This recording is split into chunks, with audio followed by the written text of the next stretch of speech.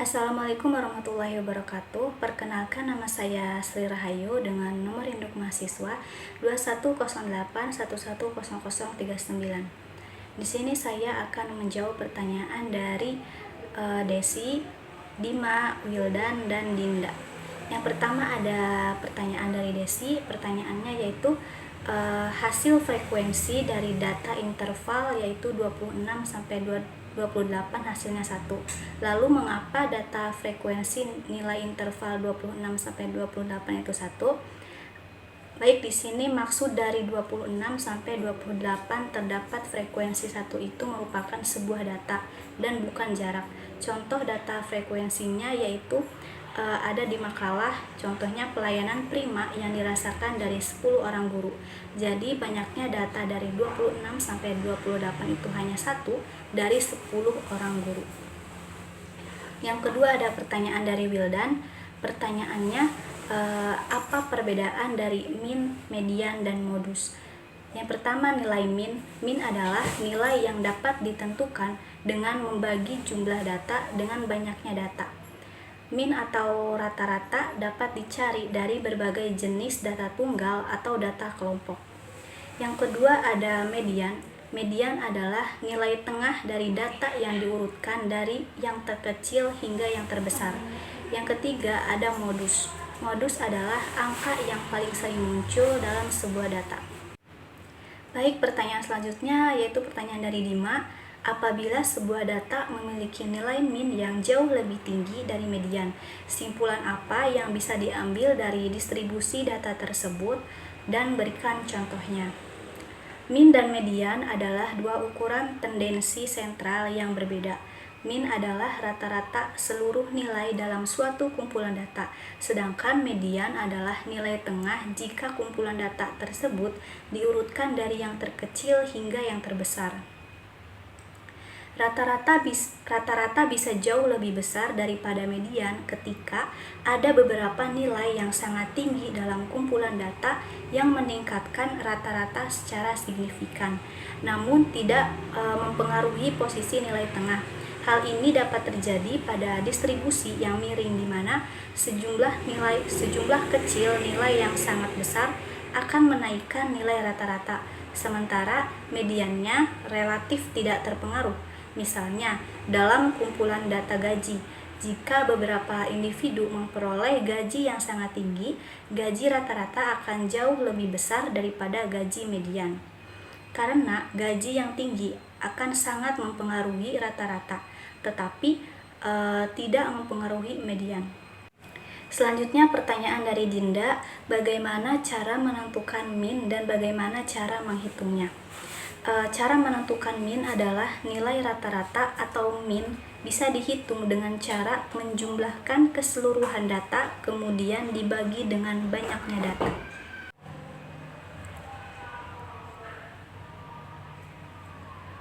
Min itu dibagi menjadi dua macam, yaitu ada menghitung rata-rata data tunggal dan menghitung rata-rata data kelompok. Yang pertama ada menghitung rata-rata data tunggal. Data tunggal di sini dibagi lagi menjadi dua, yaitu ada data tunggal frekuensi 1 dan data tunggal frekuensi lebih dari 1. Yang pertama ada data tunggal frekuensi 1. Rumus dari data tunggal frekuensi 1 yaitu X bar sama dengan sigma X dibagi N. X bar adalah min yang akan dicari, sigma X adalah jumlah nilai yang ada, N yaitu banyaknya frekuensi yang ada. Contohnya yaitu nilai statistik dari 5 mahasiswa. X ini adalah nilai statistik. Nilai statistik dari 5 mahasiswa ada nilai 78, 79, 80, 81, 82.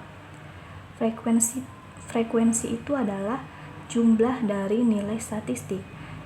Nilai statistik 78 itu ada 1, nilai 79 ada 1, dan seterusnya. Sekarang kita masuk ke penjumlahan dari data.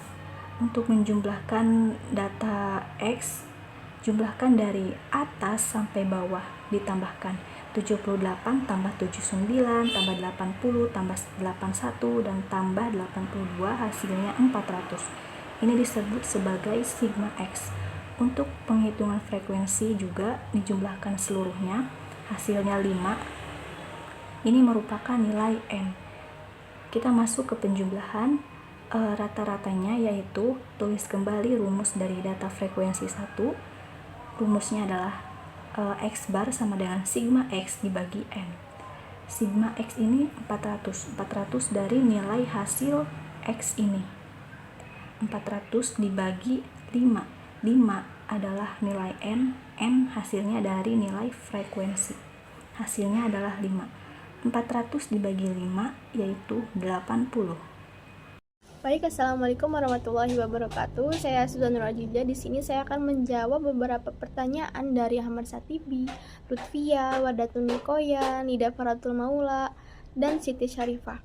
Yang pertama di sini saya akan menjawab pertanyaan dari Ahmad Satibi. Jawabannya, tendensi pusat atau tendensi sentral adalah nilai-nilai sentral statistik dari suatu distribusi data, di mana nilai-nilai sentral ini dapat mewakili keseluruhan data yang ada dan biasanya dapat data-data dalam suatu kelompok data yang dimiliki tendensi atau cenderung berpusat pada nilai-nilai sentral tersebut. Di antara nilai-nilai sentral ini adalah terdapat mean atau nilai rata-rata, kemudian median atau nilai tengah, serta modus atau nilai yang sering muncul. Dan dalam kondisi apa sih median lebih cocok digunakan? Jawabannya itu lebih cocok digunakan daripada ukuran kecenderungan sentral lainnya, yaitu pada kondisi atau pada saat data heterogen, artinya data itu tidak sama, artinya berbeda. Kemudian dan saat data dalam kualitatif itu maupun kuantitatif. Baik, itu jawaban untuk Ahmad Satibi. Nah, selanjutnya itu akan menjawab pertanyaan dari Lutfiah. Jawabannya itu, menurut saya karena di dalam perhitungan tersebut kan menggunakan data tunggal dan data kelompok ya, jadi otomatis bisa menggunakan diaplikasikannya penghitungan median atau nilai tengah, dan median itu cocok digunakan pada penghitungan nilai tengah sesuai dengan definisinya. Baik, selanjutnya akan menjawab pertanyaan dari Siti Syarifah. Sebelumnya kan Siti Syarifah bertanya apakah penghitungan yang di dalam makalah itu keliru atau salah. Sebenarnya tidak ya, karena contoh penghitungan tersebut sudah benar, hanya Syarifah itu dalam menghitungnya itu kurang tepat. Nah, bagaimana sih cara menghitung yang tepatnya tuh? Ya begini ya, jadi cara menghitungnya kan kita sudah mengetahui ya, nilai tengahnya itu terdapat di angka 31 dan 32 sesuai dengan yang tertera di makalah. Nah, selanjutnya itu kita tambahkan 31 ditambah 32, lalu selanjutnya kita akan menghasilkan nilai 63. Nah, setelah kita menghasilkan nilai 63, kita akan mengetahui.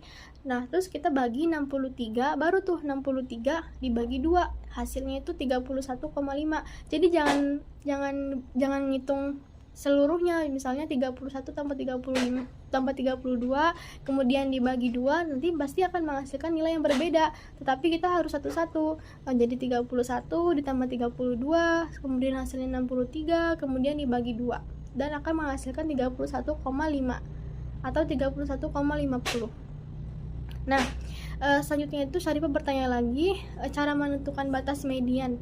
Nah, batas bawah median itu tidak selalu di dalam kolom kedua, melainkan tergantung pada batas bawah nilai tengah yang diperoleh dari penghitungan awal median.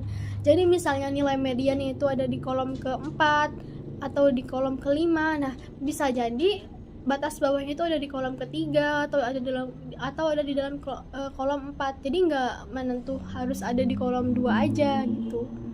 Nah, selanjutnya akan menjawab pertanyaan dari Nida Faratul Maula.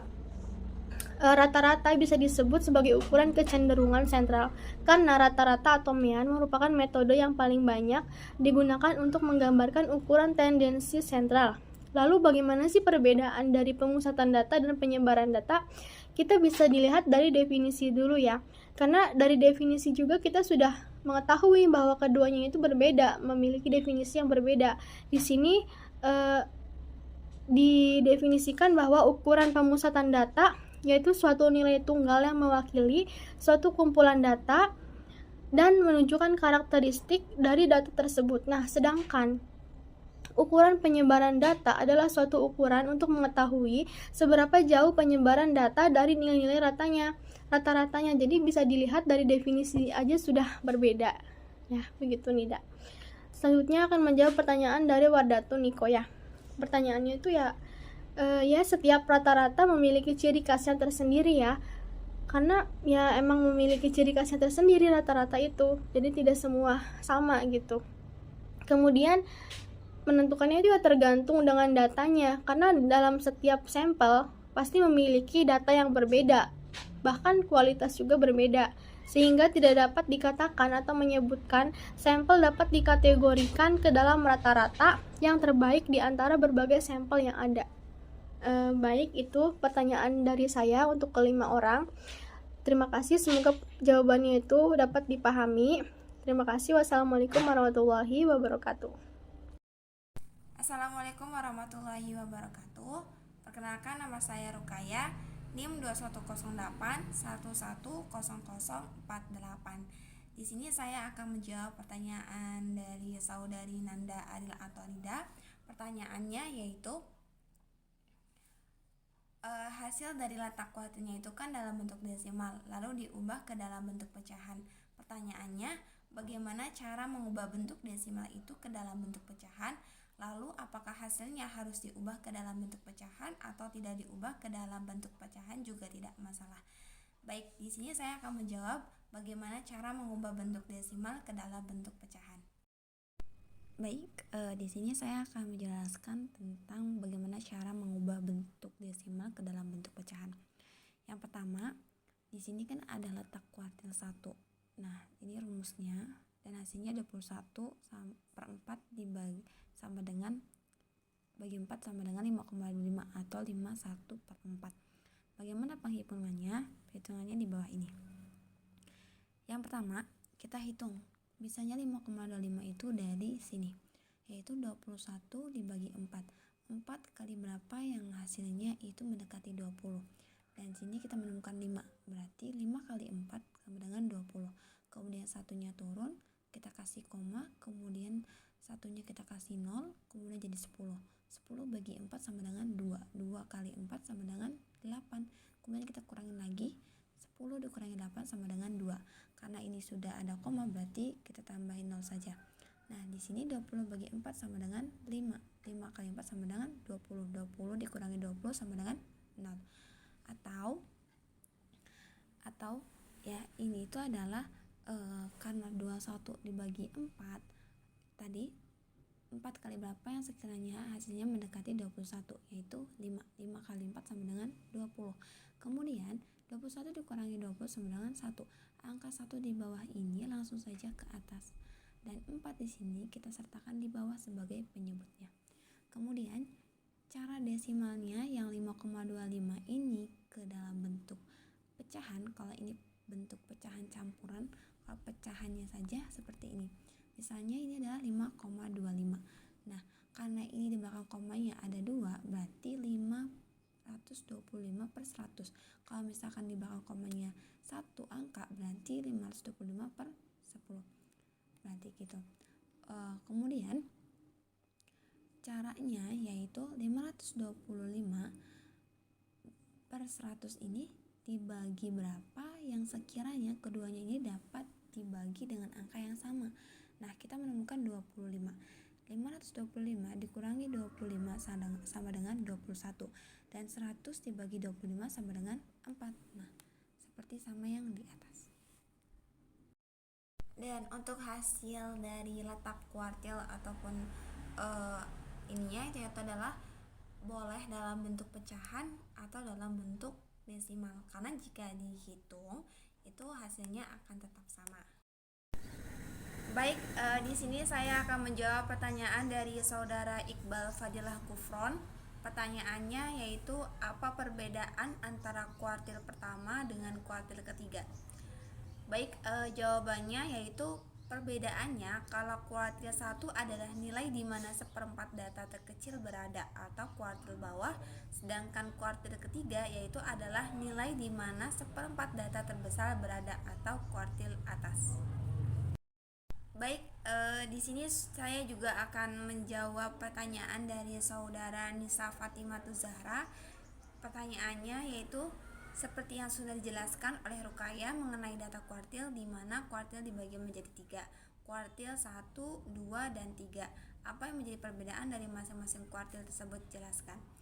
Baik, untuk jawabannya yaitu adalah dalam suatu distribusi data terdapat 3 kuartil yang utama, yaitu kuartil pertama merupakan kuartil bawah, sedangkan kuartil kedua yaitu sebagai median, dan kuartil ketiga yaitu sebagai kuartil atas. Di mana kuartil 1 adalah nilai di mana tempat seperempat data terkecil berada atau bawah, sedangkan kuartil kedua adalah nilai di mana setengah data dari berada di atasnya dan setengahnya di bawah atau median, dan kuartil ketiga adalah nilai di mana seperempat data terbesar berada atau kuartil atas. Baik, di sini saya akan menjawab pertanyaan dari saudara Rodatul Syarifah.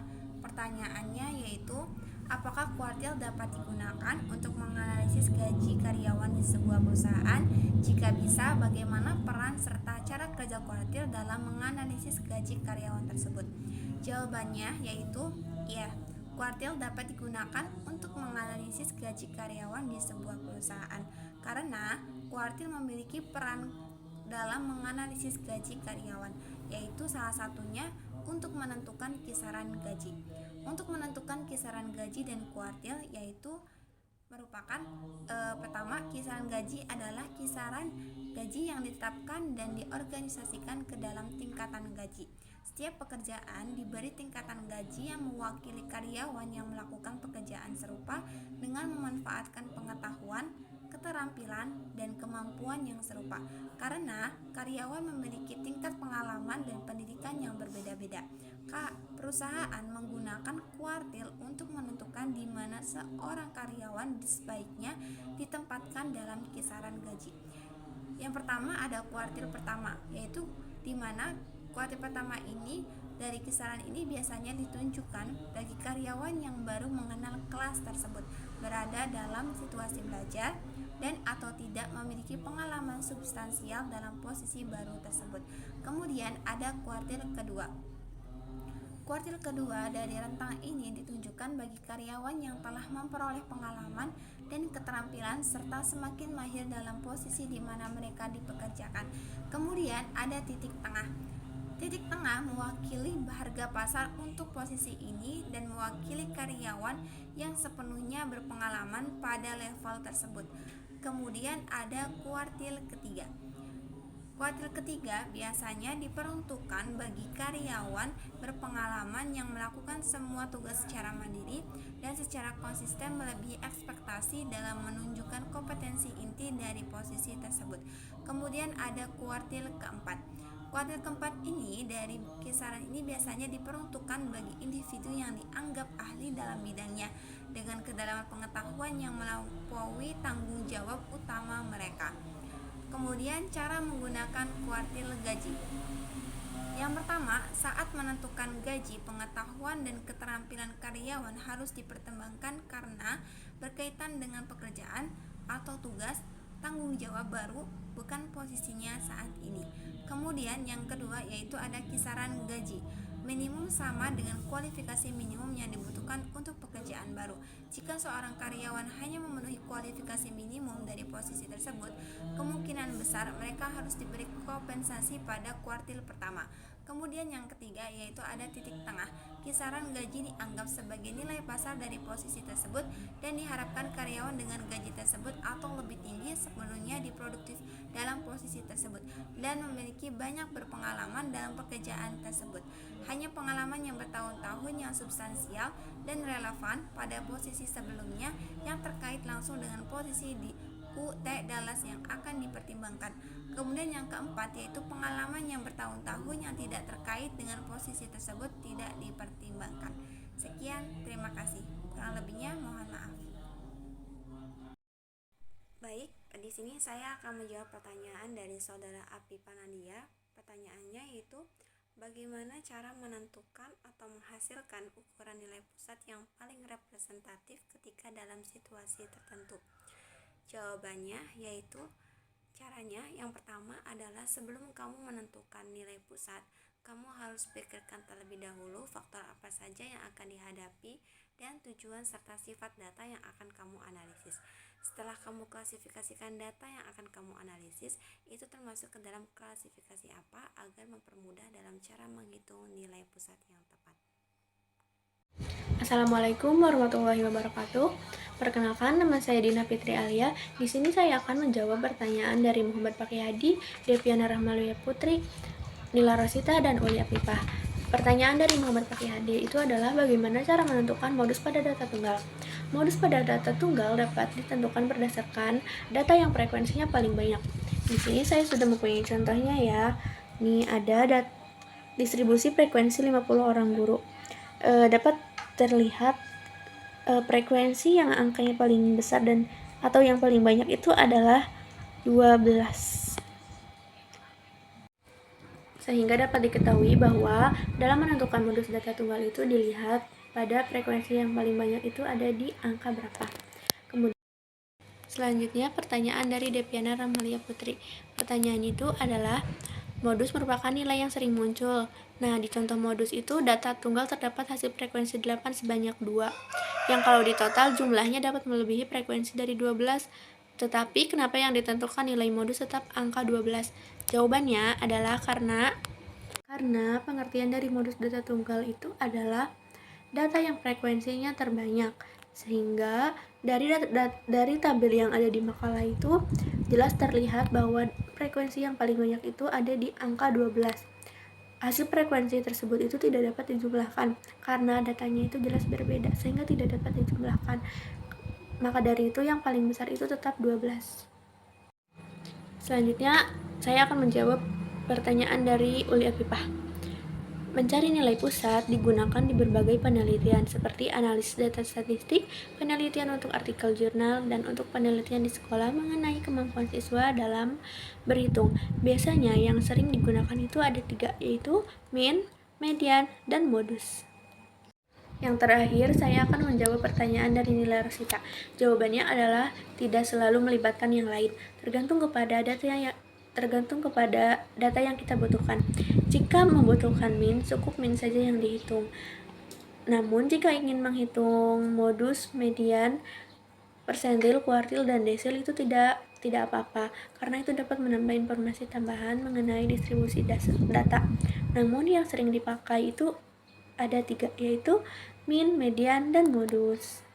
Sekian pemaparan jawaban dari saya. Mohon maaf atas kekurangannya. Wassalamualaikum warahmatullahi wabarakatuh. Baik, selanjutnya itu persentil data kelompok, menentukan persentil data kelompok.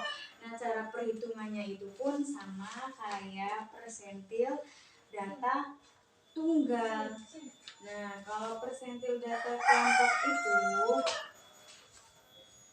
rumusnya PI sama dengan TB 1 ditambah 1 dibagi 100 dikali N diambil F diambil 1 per E dibagi F1 dikali P. PI itu persentil ke I, angkanya itu 1, 2, 3, 4 sampai 100. Kalau TB itu tepi bawah kelas persentil ke 1. Kalau M itu jumlah semua frekuensi. Kalau F-1 itu jumlah frekuensi sebelum kelas persentil ke 1. Kalau Fi itu persentil kelas frekuensi kelas persentil ke 1. Kalau P itu panjang kelas. Nah, yang kita cari itu tentukan persentil 30 dari data berikut. Nah, datanya itu ada di sini ya, teman-teman. Ini datanya. Ini adalah datanya. Nah, kita cari yang ditanyakan itu tentukan P persentil 30. Nah, P30 itu rumusnya itu sama kayak di atas ya, teman-temannya. PI seperti ini. P3 persentil 30 sama dengan TB. TB itu tepi bawah kelas 30 ditambah 30 per 100 diambil 30 dikali P dibagi F. Nah, untuk 30 diambil 100 dikali N, jadi 30 diambil 100 dikali 50. N itu apa sih? N itu kan ini nih jumlah semua frekuensi. Nah, ini jumlah semua frekuensi itu ada 50 ya N-nya ya di sini. Terus ini 50 dikali 50 kan jadi 30 diambil 100 dikali 50 kan hasilnya 15. Nah, TB 30 nya itu 430,25.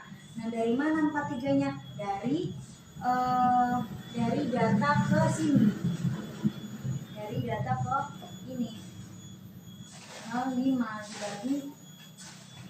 dibagi 5 hasilnya 42,5. Nah, F10-nya itu 10 karena ini kan datanya itu kenapa kok bisa 30 sih? Karena 30 itu dilihat dari sini ya teman, karena mendekati dari 30 nih. Nah, jadi kan ini kan frekuensinya kan ini ya. Frekuensinya kan juga frekuensinya kan berapa tadi tuh? 10. Terus lanjut panjang kelasnya itu P6. Kok bisa sih kenapa panjang kelasnya kok 6? Karena 6 itu kan 1 2 3 4 5 6 karena di sininya 1 panjangnya. Nah, iya ini.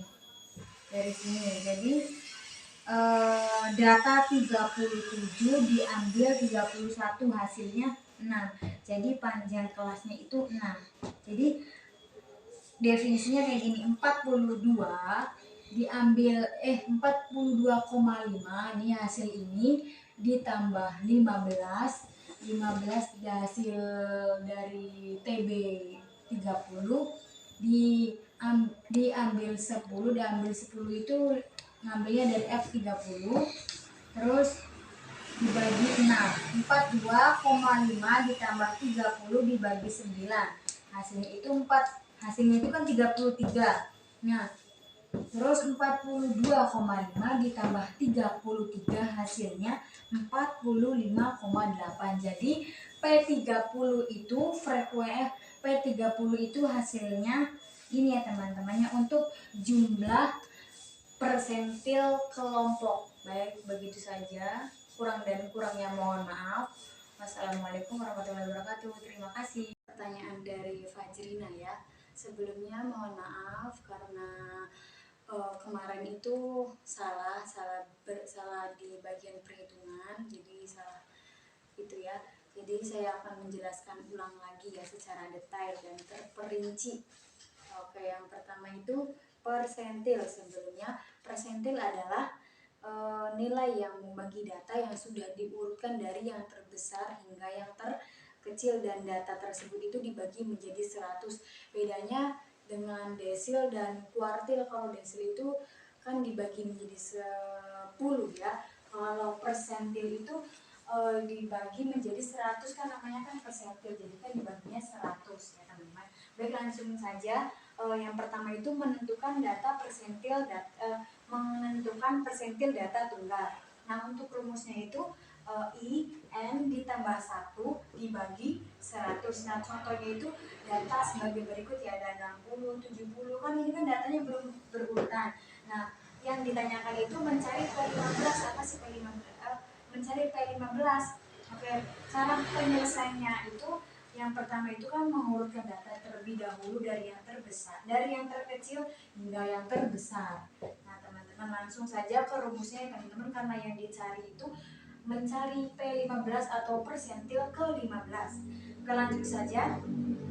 Rumusnya itu I N ditambah 1 dibagi 100. Nah, untuk yang pertama itu I-nya itu kan sebelum menginjak ini kan I itu kan data yang di persentil yang dicari kalau I itu, sedangkan kalau N itu banyaknya data itu dari sini, banyaknya ada berapa, datanya ada berapa gitu kan.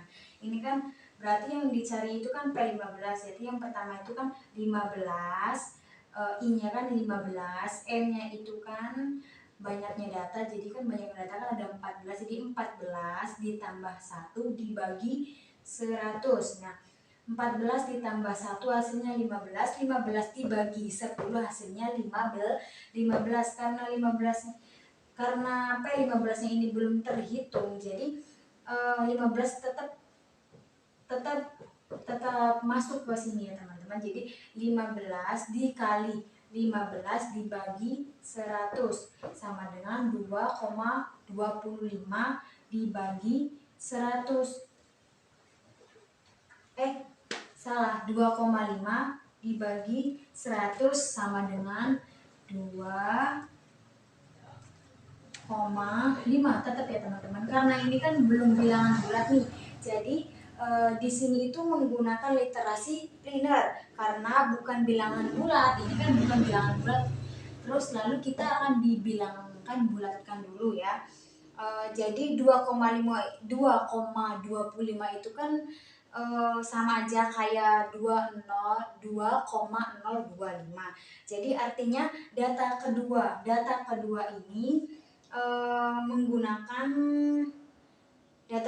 ini menggunakan interpolasi linear ya teman-teman. Jadi P15 X2 ditambah 0,25. Jadi X3 diambil X2. X3 itu apa sih? X3 itu data kedua. Kalau X2 itu apa sih? Data ketiga ya teman-teman. Jadi kan ini kan mencarinya kan karena ini kan bilangan bulat. Jadi kan dibilangkan bulatnya kan 0,25. Jadi dibilang bulatnya itu 0,25. Nah, jadi udah dibilangan bulat karena ini udah menggunakan interpolasi linear. Lanjut aja. Ini kan X2 itu kan data kedua nih, data kedua 35 ditambah 0,25. Nah, terus dikali 40 X3 itu kan data ke-3 40 diambil 35. X2 data kedua 35 tuh kan. Jadi hasilnya kan ini 35 ditambah 0,25 dikali 5. Terus hasilnya kan 1,25. Terus 35 ditambah 1,25 hasilnya 36,25. Ini adalah persentil hasil persentil ke-15 ya teman-teman. Ke-15 atau P15 itu caranya seperti ini ya teman-teman. Baik, saya akan menjawab pertanyaan dari Meli. Jawabannya adalah kuartil itu membagi jadi 4 bagian jika desil itu membagi data menjadi 10 bagian dan jika persentil itu dibagi menjadi 100 bagian. Nah, untuk contohnya itu bisa dilihat kembali dalam video yang sebelumnya ya teman-teman. Ya, Meli. Terima kasih. Baik, selanjutnya saya akan menjawab pertanyaan dari Nova. Jawabannya adalah terdapat beberapa batasan dan kelemahan yang perlu diperhatikan dalam penggunaan kuartil, desil, dan persentil dalam menganalisis data. Yang pertama itu ada sensitivitas terhadap outsier ya. Jadi kuartil, desil, dan persentil itu sensitif terhadap nilai-nilai ekstrim atau outsier dalam data. Jika terhadap outsier yang disignifikan, menggunakan metode ini dapat menghasilkan informasi yang bias atau tidak represent lah gitu. Yang kedua itu ada tidak memperhitungkan urutan data. Yang keempat itu interpretasi yang mungkin tidak jelas. Yang kelima itu tidak memungkinkan generalisasi yang luas. Yang terakhir itu meskipun kuartil, desil, dan persentil itu menggunakan dalam memberikan gambaran umum tentang distribusi data, penting untuk mempertimbangkan batasan-batasan ini. Nah, terkadang penggunaan teknik lain juga seperti mean, median, dan persentil ini standar dapat memberikan informasi yang lebih lengkap tentang karakteristik data. Baik, terima kasih. Baik, saya akan menjawab pertanyaannya Adam. Jawabannya adalah secara umum jika ketahui data condongnya itu ke kiri, mean-nya itu lebih kecil dari median, yang seringkali itu lebih kecil juga dari modusnya. Dan jika sebaran datanya itu condong ke kanan, modusnya itu seringkali lebih kecil dari median sehingga lebih kecil dari mean-nya juga. Terima kasih. Izin menjawab pertanyaan dari Saudara Hakim Baihaqi.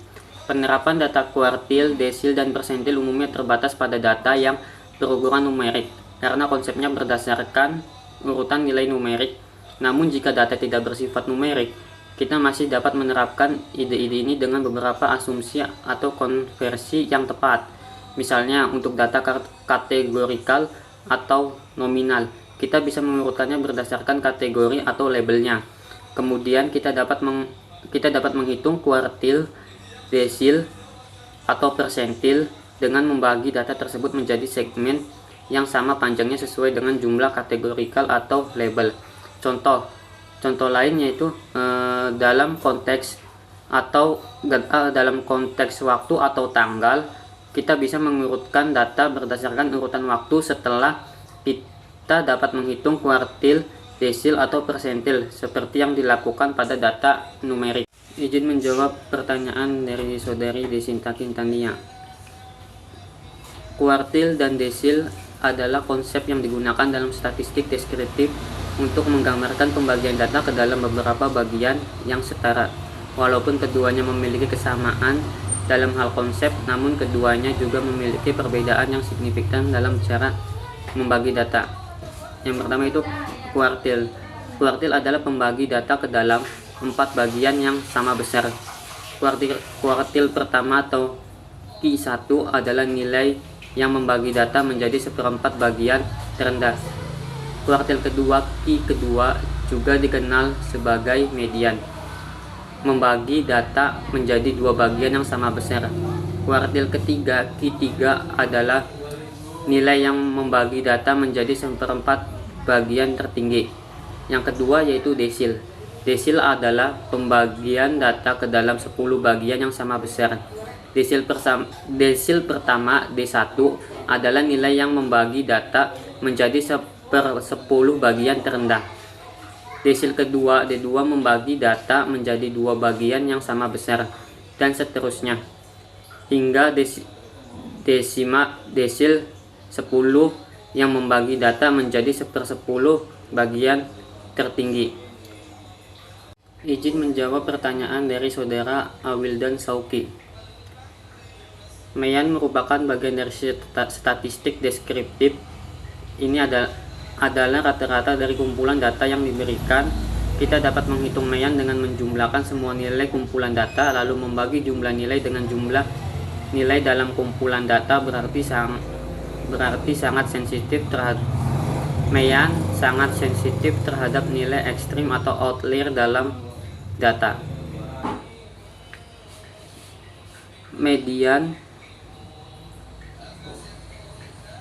Median adalah nilai tengah. Median adalah nilai tengah dari kumpulan data. Jika kumpulan data berisi jumlah observasi ganjil, maka nilai tengah otomatis menjadi median. Selanjutnya yaitu mode. Mode adalah nilai yang paling serius muncul dalam kumpulan data tertentu. Nilai mode lebih mungkin diambil sampelnya dari kumpulan data tertentu. Izin menjawab pertanyaan dari saudari Naura Ridatul Ais.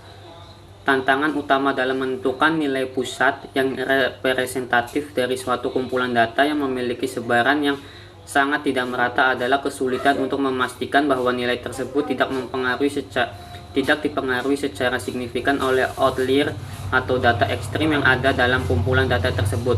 Outlier dapat sangat mempengaruhi nilai pusat seperti meyan, sehingga metode alternatif seperti median atau mode sering digunakan untuk mengatasi masalah ini. Selain itu, pemilihan metode statistik yang tepat dan pemahaman yang mendalam tentang distribusi data juga menjadi kunci untuk menangani tantangan ini. Sementara itu, berikut beberapa tantangan dalam menentukan nilai pusat yang representatif dari kumpulan data yang memiliki sebaran yang sangat tidak merata bila mana dilihat secara rinci. Yang pertama itu ada outlier atau pencilan. Kedua, skewness, kemiringan distribusi. Ketiga, keberagaman atau variabilitas. Dan yang keempat itu ukuran sampel.